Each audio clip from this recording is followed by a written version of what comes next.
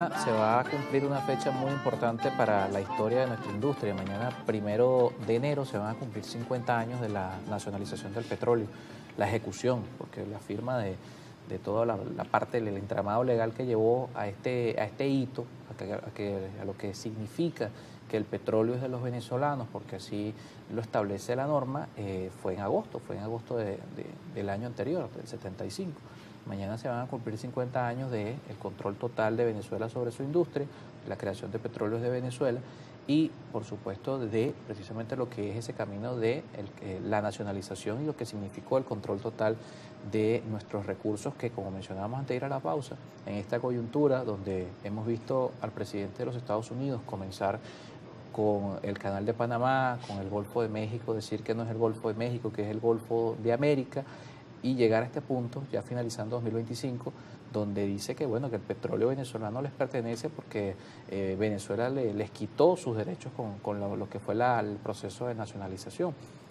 Y hablábamos de eso, de cómo precisamente toda esta construcción del discurso significa una distorsión de la historia. Al final, Venezuela, además, una nacionalización que dejó a todo el mundo satisfecho en su momento. Es decir, nadie quedó sin cobrar de las empresas que acá en Venezuela operaban hace 50 años, más de 20 empresas que se dedicaban a la explotación de petróleo en Venezuela. Y por supuesto, no hay hoy un motivo 50 años después para que alguien diga que el petróleo está en disputa o que el petróleo le pertenece a alguno en particular. Qué buen recuerdo traes para los televidentes y para el programa. Pero, sin embargo, Donald Trump, cuando tú dices no hay nadie quien diga, pues Donald Trump dice que eso es de ellos, que eso le pertenece. Y va más allá, dice las tierras. Porque esa es la filosofía que estábamos hablando de Monroe, América para los americanos, y ahora Trump le pone la coletilla que es su derecho resguardar la seguridad. Y no debe tampoco sorprendernos la voracidad de este Estado, de esta filosofía imperial. Tú hablabas de Panamá, bueno, Colombia fue dividida, fue implosionada por los Estados Unidos bajo ese mandato de Roosevelt, dividieron a Colombia. La creación de Panamá tiene que ver con un mundo de intrigas, de conspiración, de injerencia externa, so pretexto pues, del Canal de Panamá, que guardando las proporciones de tiempo y lugar, equivale a lo que estamos hablando nosotros del petróleo. Estados Unidos hoy, al menos la filosofía de Trump, que es quien está en el gobierno, tiene una visión colonialista. Para ellos la única manera positiva, conveniente de relacionarse con ellos, los otros países del hemisferio, es mediante el sometimiento, es siendo súbditos de sus mandatos, es estando conformes con su estrategia. Lo que ocurre es que esa estrategia puede no coincidir con nosotros. Claro. Por ejemplo, en un mundo tan complejo como el de hoy, siempre ha sido complejo, pero con el desarrollo tecnológico de los medios de transporte generalizado, con la ciencia con los avances que ha tenido, con el acercamiento del mundo, bueno, nosotros somos partidarios de tener relaciones con todos esos 191 países distintos nosotros que están en las Naciones Unidas. Nosotros creemos en eso que se ha llamado el multilateralismo. Para aquellos quienes hemos venido leyendo la palabra globalización, pues nosotros creemos en la globalización en sentido constructivo, en sentido positivo, vincularnos a todos. Los Estados Unidos, quienes lo dirigen hoy, creen en la globalización desde otra perspectiva. Todo nos pertenece. Y así lo han hecho con la Unión Europea, así pretenden hacerlo con el continente americano. Es decir, que esta visión colonialista, el hecho de que Venezuela se les haya zafado desde hace ya bastante tiempo, pero que hoy día, eso lo necesitan con mucha urgencia. Eso necesitan el petróleo. Entonces, fíjate, o que Venezuela no ceda, porque estamos hablando en particular de lo que ha sido esta forma un poco más agresiva, pero con otros países fue el tema de los aranceles, por ejemplo, Sí, de llevar a la mesa a esas naciones imponiendo aranceles de 200, del claro. 300%, es decir, métodos de Y negociación. mientras con otros países han utilizado los aranceles como método de chantaje y de negociación, la política hacia Venezuela ha sido una política de terror. Es decir, Trump se ha convertido en un terrorista desde el punto de vista clásico. Es decir, el uso de la intimidación, te lleno el Caribe de navíos y de portaaviones, conmino al presidente de Venezuela que se vaya, lo conmino desde mi supuesto poder omnímodo, cierro el espacio aéreo, y además de utilizar toda esa intimidación, decreta un bloqueo naval que es mucho más grave o el complemento del bloqueo económico que ya existía, que le imponía a muchos otros países no comprarle petróleo a Venezuela, no venderle ningún tipo de productos. Es decir, y aparte de esta actitud terrorista, típico de los terroristas, del terrorismo, la acción clandestina. Cuando Trump le da instrucciones a la CIA, a la agencia de inteligencia o de conspiración que tienen los Estados Unidos, de desestabilización, cuando él mismo declara públicamente que le da instrucciones a la CIA, eso suena muy elegante y muy institucional. Pero ¿qué es lo que está haciendo? La CIA actúa de manera subversiva, de manera clandestina, de manera secreta, de manera anticonstitucional e ilegal en los países donde opera. Es decir, la acción clandestina típica de los terroristas, la violencia, lo que ha ocurrido con estos 31 navíos, van 31 botes que fueron explotados, 107 personas asesinadas.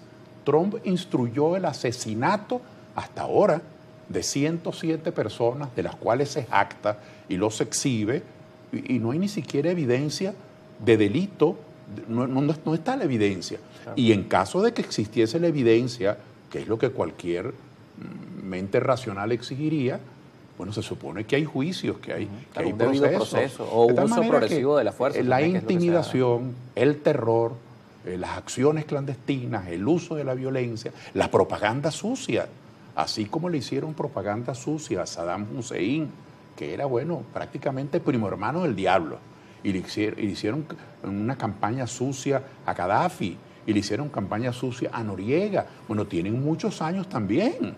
Y esto es bueno verlo en perspectiva, porque en nuestro mundo, que es nuestro mundo, y tenemos derecho a tener nuestras posiciones, en nuestro mundo de oposición, gobierno, nuestros asuntos internos, a veces muchas personas se deleitan o disfrutan de esas campañas sucias que se han hecho, por ejemplo, contra Maduro.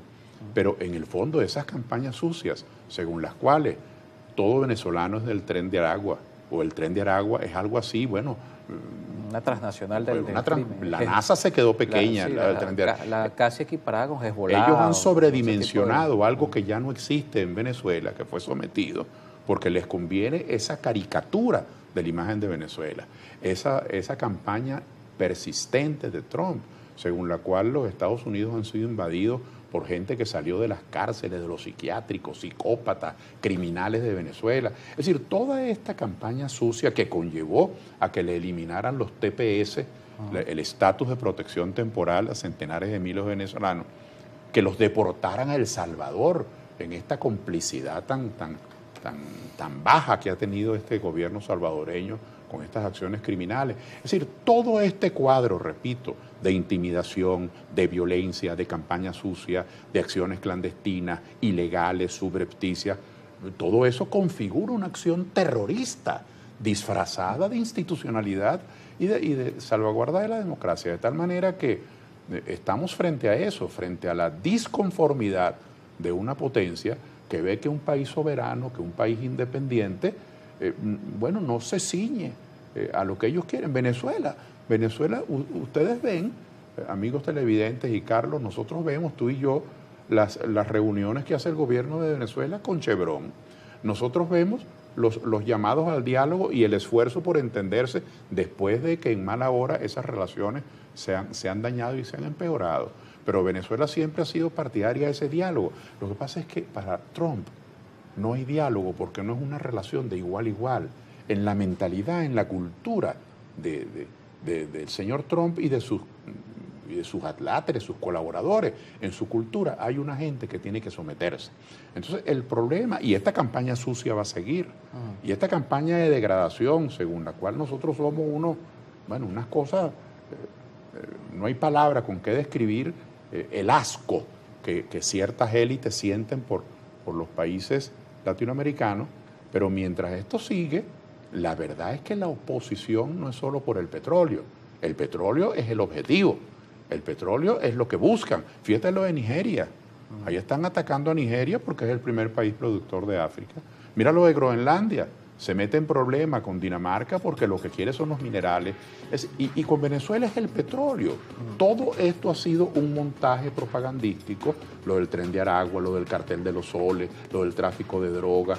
Por cierto, el presidente Trump anunció, casi que tartamudeando, hace 2 o 3 días, que habían lanzado un dron sobre territorio venezolano y no fue capaz de decir ni dónde fue. Y ellos que son tan presuntuosos, mostrando morbosamente las lanchas y los asesinatos que cometen, pues no han mostrado nada, no han dicho dónde fue, porque no existe. Porque se trata todo eso de configurar un cuadro contra Venezuela. Y el verdadero problema, y esto es lo que los venezolanos tenemos que poner en contexto sin abandonar nuestros asuntos internos. Yo reclamo agua, yo reclamo empleo, yo reclamo que se liberen los presos políticos, yo reclamo un poder judicial que no está intervenido partidistamente, yo reclamo mejores condiciones salariales. Es decir, yo como venezolano tengo derecho a eso y no lo voy a dejar de hacer en cualquiera de las tendencias de oposición e incluso del propio gobierno, que sus propios activistas lo reclaman. Pero esa es nuestra vida interna. Claro, el problema con los Estados Unidos no es ese. Claro. El problema con los Estados Unidos es que Maduro se le convirtió en la piedra de tranca. Es decir, Maduro no es el presidente de El Salvador, Maduro no es el presidente del Ecuador, Maduro no es tantos otros que se convierten simplemente, es decir, hablo del presidente de Venezuela, no estoy hablando ahorita del dirigente del PSV, del presidente de Venezuela. Y este presidente de Venezuela, y aquí tengo una opinión muy distinta de la que tienen algunos dirigentes, por cierto, del PSV, este presidente de Venezuela ha tenido una posición digna en defensa de la soberanía, al igual que han tenido los otros presidentes. Tú hablabas de la nacionalización del petróleo de 1976. Tenemos que hacer una pausa, hablamos de eso al regreso. ¿Podemos hablar de eso un momento? Claro, tenemos tiempo todavía para hablar sobre la nacionalización del petróleo. Que es un hecho importante porque hoy quienes además nos llevaron, propiciaron de alguna manera por sus diferencias políticas con el gobierno, que son legítimas, por supuesto, en democracia es válido adversar a quienes están en el poder, llevaron a un par de alguna manera que Estados Unidos